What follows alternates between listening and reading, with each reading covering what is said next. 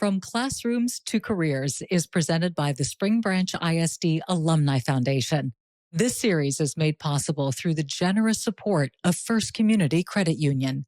Well, welcome to Six Schools, One Legacy, from Classrooms to Careers, where we highlight the stories of exceptional graduates from the six schools of the Spring Branch Independent School District. Each conversation explores the path from student life to professional life, the lessons, the challenges, and the moments that shape the journey. I'm Paul Marks, a 1976 graduate of Memorial High School in the Spring Branch School District, and I'm your host. And today I'm delighted to be joined by Kevin Booth, who is a 1979 graduate of Stratford High School. Welcome, Kevin. Hey, how's it going? So, talk a little bit about your early childhood. Where did you grow up? And when you got into Spring Branch schools, what level were you at? Let's get through real quick. I was born in Westport, Connecticut. My dad worked for a large corporation called Gray Bar Electric. And then we were transferred to Los Angeles. I lived in Northridge, California up into the third grade. And then my dad was transferred to Houston. And then I guess I went to Nottingham Elementary School starting in the fourth grade. And then from there was Spring Branch Junior High and then Stratford. And I think it's notable that my sister was 4 years older than me. She was in Westchester. Right. And so she was at 11th grade going on to being a senior when I was in eighth grade at Spring Branch going on to be a ninth grader. And we both got put into Stratford at the same time. So she would have been going to Westchester. And so instead of being a senior at Westchester, suddenly she was a senior at Stratford, brand new. And I was a freshman at Stratford, brand new. And she did everything to avoid me. As siblings sometimes do, no question about it. So, when you got into when you moved to Houston, you got into Nottingham first, and then Spring Branch Junior High. Talk a little bit about, you have any early memories of some of the things that you enjoyed about that? Well, I mean, yeah, going from it's hard. I mean, it's foggy memories, but I remember going from Los Angeles to Houston, a little different. I remember the thing that I remember from Nottingham. I think it was an experimental school where it was all one big room.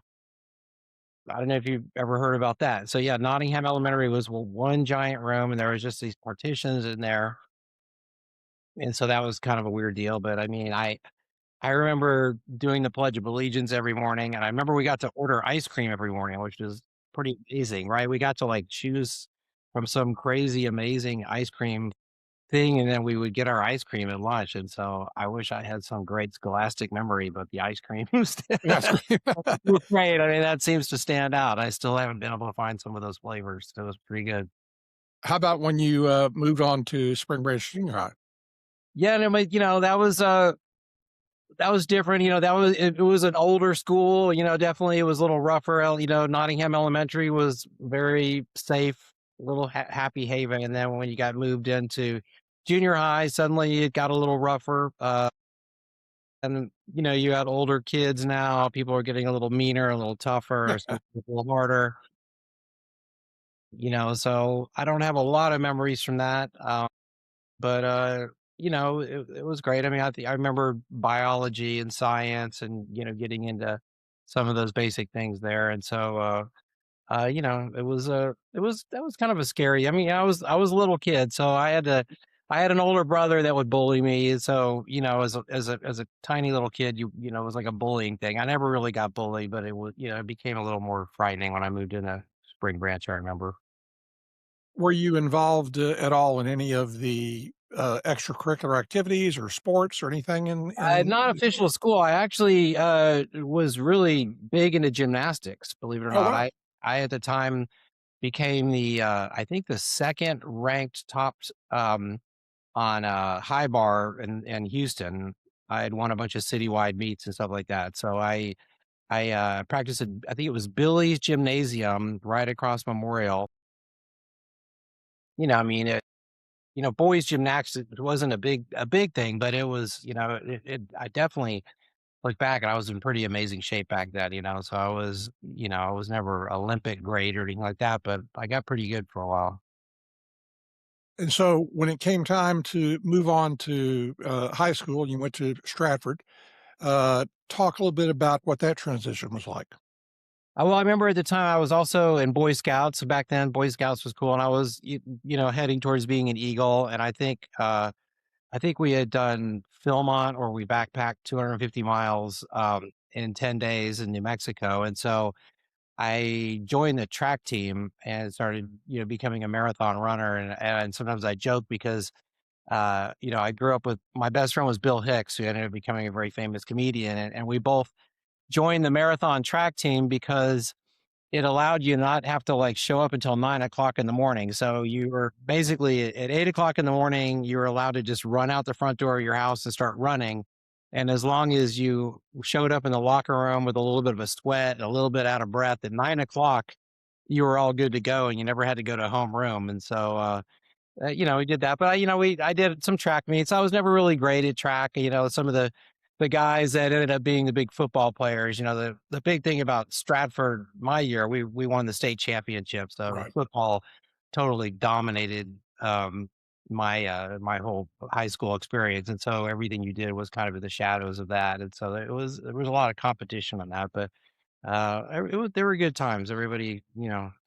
Um, Everybody's I don't know, we had a good time back in high school. I look back at that, but I went down the alley more of becoming a musician and an artist and those type of things back in those days. Even though I still try to become athletic, I wasn't big enough to be a football player and, didn't really care about the other sports. I think I do remember that I helped start the scuba club for whatever that um got my driver's license when I was 14 because we had a ranch in Fredericksburg. I was able to get this hardship license, and I also got my scuba license when I was 14. And so I helped start the Stratford Scuba Club, which I highly doubt is still there. Maybe it's still there. I don't know.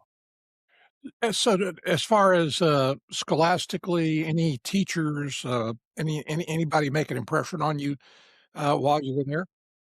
Mrs. Boone, I remember she was an English teacher and a drama teacher. I think I really remember really fond memories of her.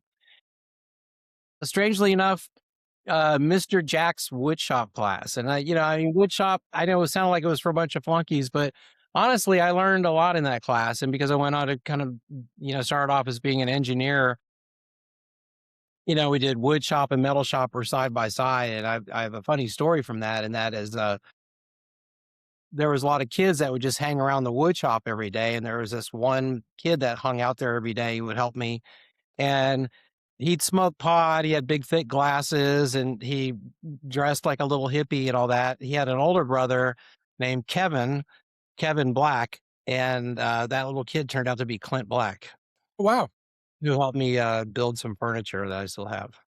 that's fantastic. Yeah, he and his brother. We had a thing called Nico's discotheque game room right across from Stratford. And he and his brother would go over there and play Eagle songs and all that. He was just some little kid. And so I think it kind of goes to show that, in school, kids get down on themselves because there's this kind of a big popularity contest, but you learn that some of the kids that were complete nobodies will be the ones to become mega stars. Yeah, exactly, exactly. So talk a little bit about how you got into the music aspect. That I know you were in several bands. My brother, who was 9 years older than me, he played in a lot of rock bands when we lived back in Los Angeles. We grew up in that whole period where, he was going to Jimi Hendrix concerts and Dorks concerts. And so we moved here. He had all the musical instruments. And of course, I wanted to emulate my brother, and I started playing, and I built a little recording studio. Um, and then I linked up and I became close friends with a guy named Bill Hicks, he was in ninth grade when I was in 10th grade. And then Bill started playing guitar and I started playing bass. And we started a band called Stress. And then Stress played all the way through us graduating. We played at talent shows, we played at senior skip day, Stratford Senior Follies, and then we used to play at all the keg parties. Talk a little bit about as you were kind of drawing to an end of your high school experience there at Stratford. What kind of plans were you making? Were you applying to different schools, or did you have something in mind that you wanted to do? Well, yeah, I mean, at that point, I was going off to be an electrical engineer. I mean, I was very big into inventions, but I was also big at that time into music and recording and, film and video, even though that was a lot different than it is back now. I mean, it's hard for kids now to imagine when I bought my first video camera in 1984 for $3,000, and it was like this big. Yeah. So being a filmmaker back then was a lot more difficult. Of course, my mom and dad didn't want me to be a musician or anything like that. So I went to UT to become an electrical engineer and then slowly got sucked back into the music world. I had two other classmates, Bob Reilly and Brent Ballard, who played in another band in Stratford. And we ended up starting a band in Austin and we signed a major recording contract with Chrysalis Records. Um, Back then it was Billy Idol, Pat Benatar, Jethro Tull, Huey Lewis and the News. All these bands are on there, and we ended up putting out a record in '86 that came out. We were on MTV and a whole bit, but that's jumping ahead of the story a little bit. But so when I left Stratford, uh, I moved up to Austin and was going down the path of an electrical engineer for 2 years before I got the recording contract, something like that. Uh, was the electrical engineer part of it? You said you were fascinated by a lot of different things, but your father's position, did that play a part in it or Yeah, not? well, yeah, we had electricity, electronics, and electricity was in our family, and I was really big into inventions and wiring and all that. I was the kind of kid that could buy all kinds of gadgets and take them apart and rewire them and build things. And I was even, I guess, got a job over the summer as an electrician, and so um, yeah, it was just second nature for me. Anything electrical, to this day, I'm still into it.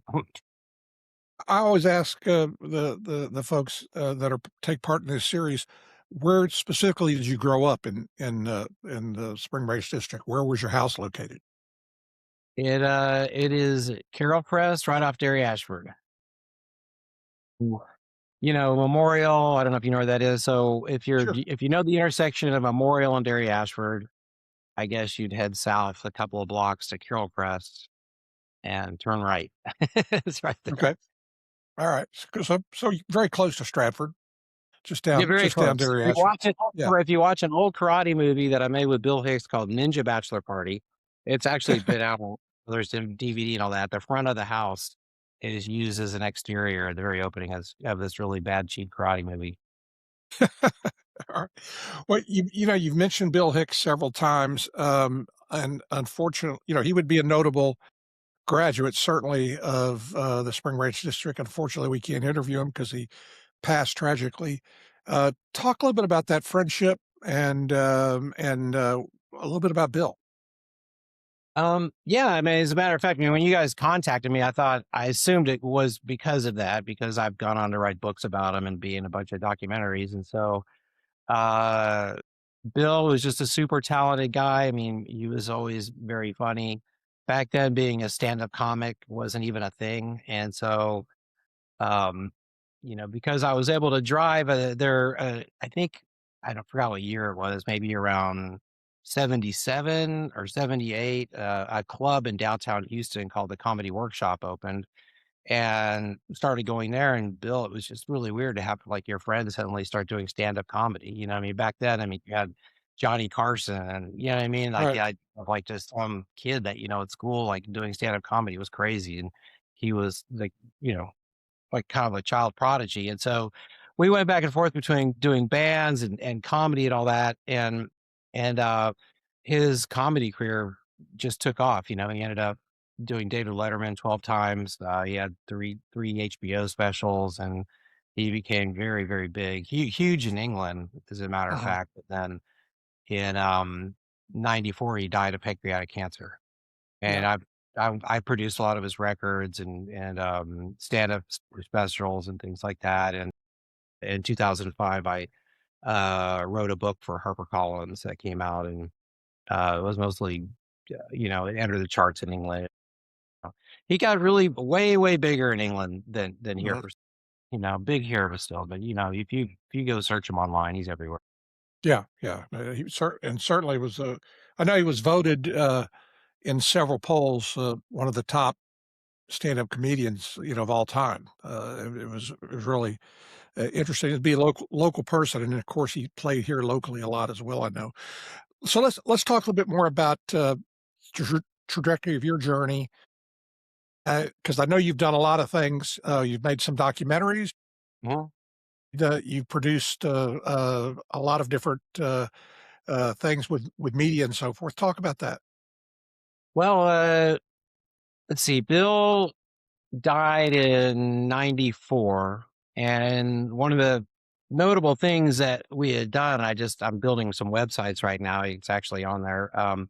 We we were starting to get like really political and conspiratorial minded, and Bill was like doing conspiracies before anybody was even into that. He was, and so we actually got into where the Branch Davidian compound was on the seventh day of the siege. We got past all the DPS checkpoints, all that, and we started shooting a little film there, past the press pool and all that.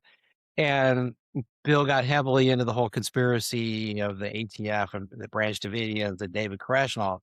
And after Bill died, I hooked up with another guy that was in a local studio that I was working at in Austin Access TV, by the name of Alex Jones. Mhm. You know who that is? Yes. Yeah, most people do, for better or worse, know who Alex Jones is. And so I ended up working with Alex Jones for several years. I produced two of his documentaries. We did a bunch of stuff together. And during that time, then I also worked with Joe Rogan, and I produced Joe Rogan's first stand-up comedy concert in Austin.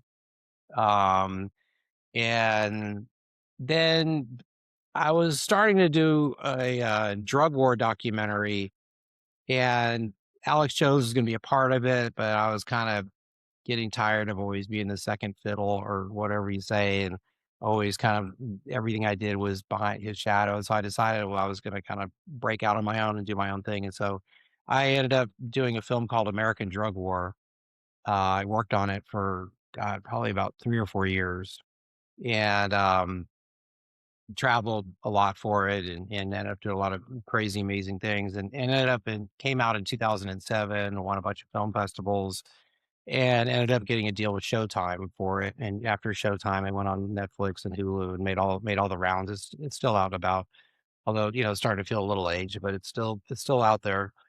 And that led me to doing more documentary. So, yeah, that's became kind of my thing for a long time. And the nice thing about that too is it also led me to doing lectures. And Mhm. so if you were to always ask me my whole life what my biggest fear in life was, by far getting up public speaking, right? I was terrified at the idea of public speaking. I mean, I could play music in front of a million people, it didn't bother me.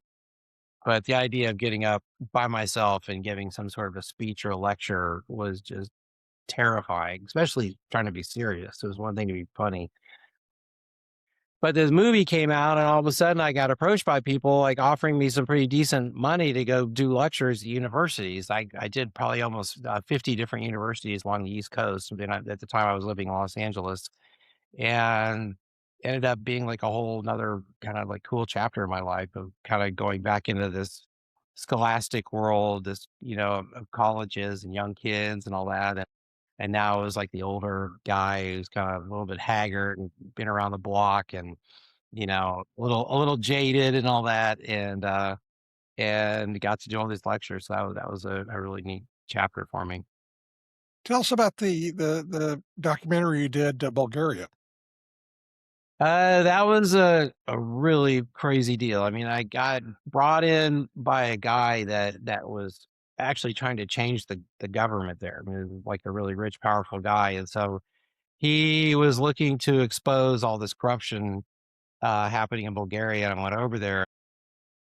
Crazy experience. I had like I was living with armed bodyguards. I had two translators. I had bodyguards. I had a big crew, and we just traveled around for about a year and a half filming everything, and even like chasing some ISIS cells around that were in Bulgaria, and the whole thing though ended up being kind of timely because it was showing that how Putin was basically trying to rebuild the Soviet Union, and the idea behind the movie was that uh, when communism fell, that what they did was they put a mafia in place, and the mafia ended up becoming what is today like the legitimate government in all these countries. And so Bulgaria, even though it was like only 7 million people there, was kind of like an interesting little test bed of everything that was happening and the way corruption worked and the way that Russian control worked and all that. And a lot of stuff. Even though the film did not do well in the states at all, it got a lot of traction overseas. Nothing here, but a lot of the things that we talked about in the film kind of ended up becoming true. Yeah, yeah, absolutely. So then now in this stage in your life, you're doing some work with drones. Is that what I saw? Yeah, one of the side bits I had, because that actually got started when we were shooting overseas, is that we suddenly had a drone pilot, and so I became fascinated with learning how to fly drones and owning a ranch. My family bought this ranch in Fredericksburg back in the 70s. My dad did when we were living in Houston. And so when you lived in Los Angeles, you couldn't really buzz around with a drone. It was, hard becoming a pilot, but I had the amazing ability to come out to a ranch and make all the mistakes and go crazy with a drone, and learn to become a pretty good pilot. And so we had a house up in Laurel Canyon, and we sold that in 2018. My next door neighbor was Pharrell Williams. It was Oh, pretty yeah. cool, interesting situation. And um, you- so when we moved back here, just in time to find out that Kinder Morgan was putting a pipeline through the hill country, and it missed our ranch by about 3,000 feet. It was going through a lot of our neighbors' ranches, and so a lot of the neighboring ranchers knew that I had come back as a filmmaker and all that, and so I started getting asked by everybody to start filming their ranches, and I created a bunch of videos that got ended up being used in condemnation hearings, Oh, uh, where, like, for example, Kinder Morgan offered my neighbors over here like $80,000 to cross almost 300 acres of land, and we ended up getting them 11 million, wow. by creating a big presentation about what they were going to destroy. And from that, I got introduced into the whole world of ranch brokers and all this. And before you know it, I was getting hired by a lot of brokers to do big, beautiful ranches. And it's what's been really cool about it is that I get to go on some massive, gorgeous properties that are closed to the public, properties Right. that, have waterfalls and lakes and rivers and mountains and things like that are could easily be, state parks or national parks. Uh, and I get to go, and not only get to go there, but, I'm treated like a king. When I show up, it's like everything is perfect because the photographer's coming, and they give me like a really nice vehicle to drive and a cabin to stay in. And so I've had some really great adventures doing that. Well, I'm sure that's nothing you could have ever imagined when you were running to school to try and get there by 8 o'clock, by 9 o'clock. No, Uh, well, although drones would have fascinated me. I was totally, I mean, I could, if you would have showed me a drone back in the 70s, I would have been like, oh yeah, I'm into that.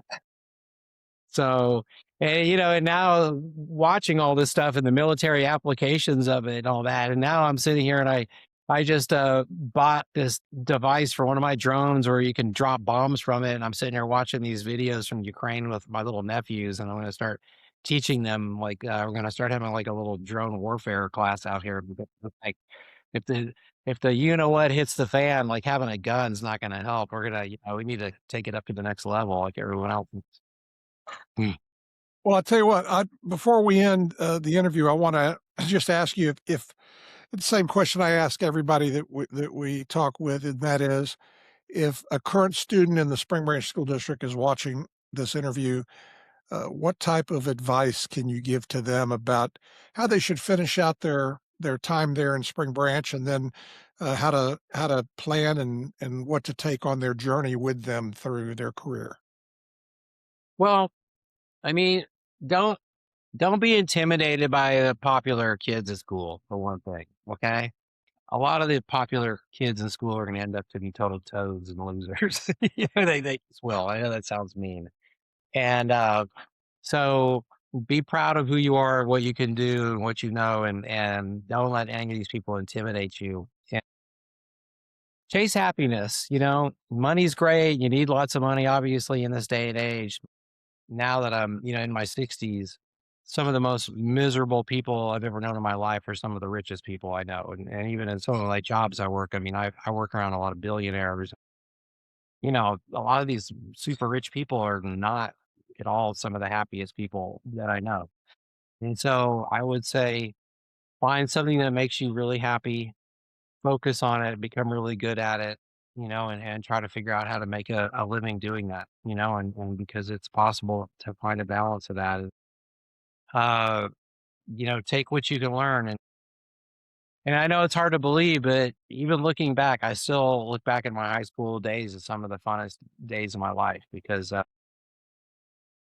I know you want to get out of your parents' house and all that, but trust me, it's going to suck when you have to start paying taxes and property taxes and mortgages and all that, and you're going to realize like how good you had it on so many levels. Yeah, the freedom is not all there. Uh, so enjoy this time and just focus on something that you're good at and that you like, and don't spend your time staring at a screen and scrolling around being annoyed by stupid social media. Like, put your damn phone down and go out and do something with yourself. Yeah. Great advice. Great advice. Well, thank you so much, Kevin, for reminding us how powerful the journey from classrooms to careers could be. And thanks to our audience for spending time with us. We encourage you to continue watching as we share more stories of the remarkable graduates of the Spring Branch School District, because every legacy begins somewhere. Thanks, Kevin. This has been From Classrooms to Careers, presented by the Spring Branch ISD Alumni Foundation, made possible by the generous support of First Community Credit Union.